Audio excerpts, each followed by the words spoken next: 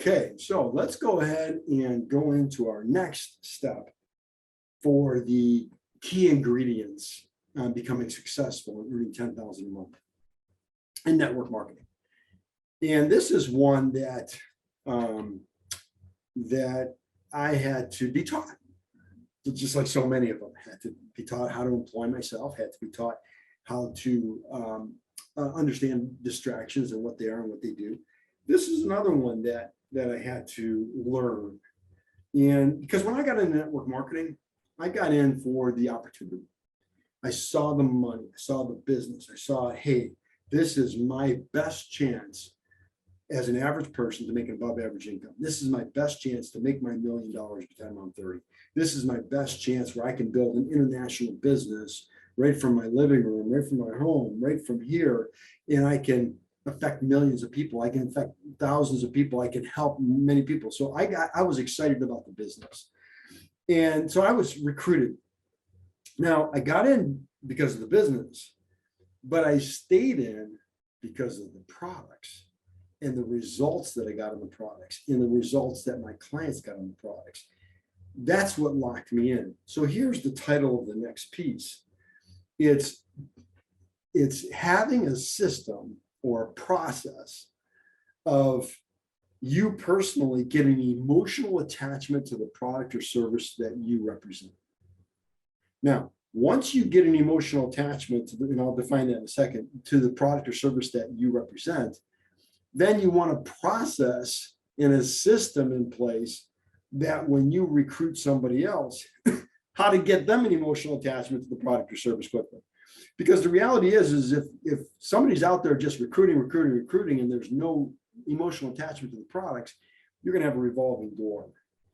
People are going to come, you may have a spike in income, a spike in recruiting, and then because nobody's attached to the product, it's going to fall apart on you. And here's what emotional attachment means. Here's what I quantify it is if you are going to stay on those products, whether you earn any income from selling them or not, that's an emotional attachment to the product.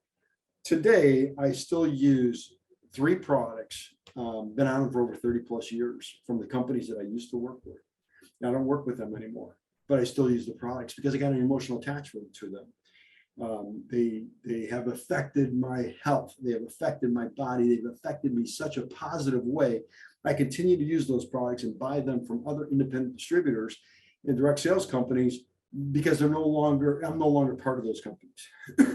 Okay, so excuse me.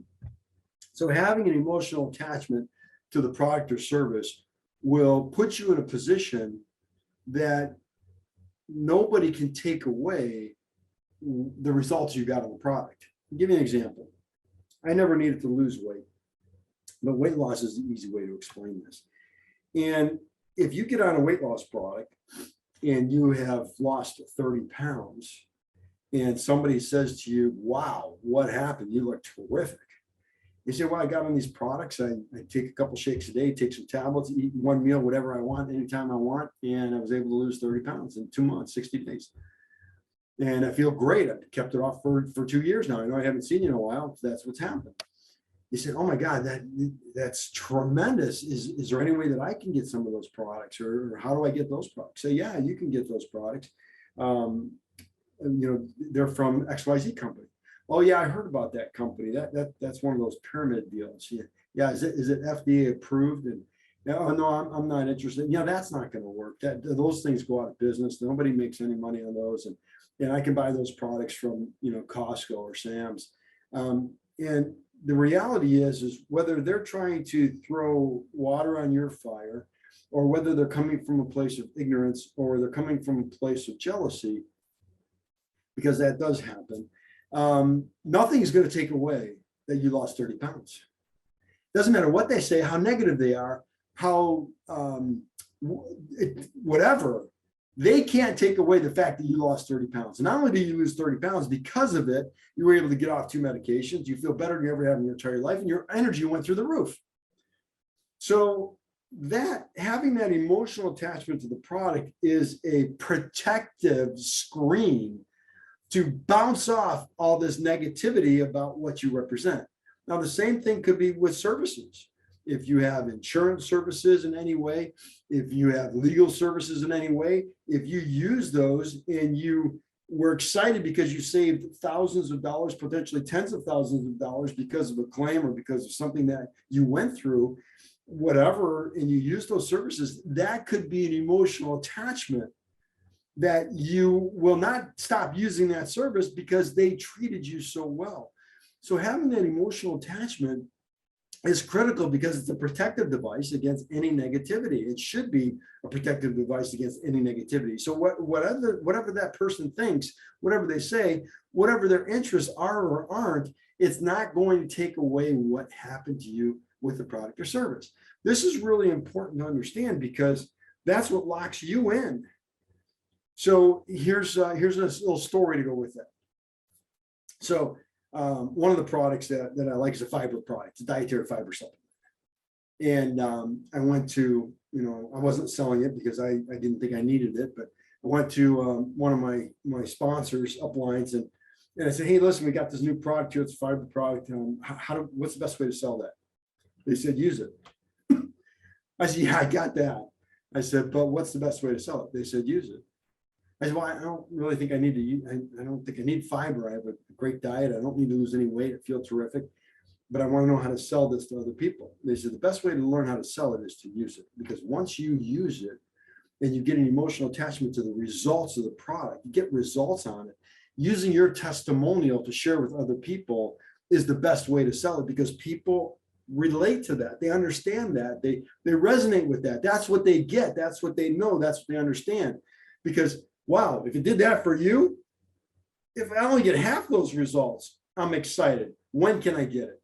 So that adds to your conviction, that adds to your confidence, that adds to your presentation when you are talking about whatever products you are offering and presenting, whether it's a selenium product, whether it's a sugar product, whatever product it is. For me, it was a fiber product. So that's when I really understood.